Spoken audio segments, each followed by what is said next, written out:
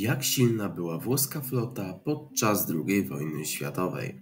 Włoska flota, pomimo słabości tego państwa, w czasie wojny była nad wyraz duża i na papierze bardzo silna.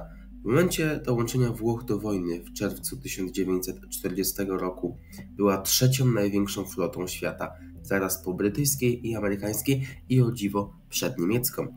Liczyła około 250 okrętów, w tym 6 pancerników, 8 ciężkich i 10 lekkich krążowników, czy chociażby 50 niszczycieli i zaskakująca ilość 115 okrętów podwodnych.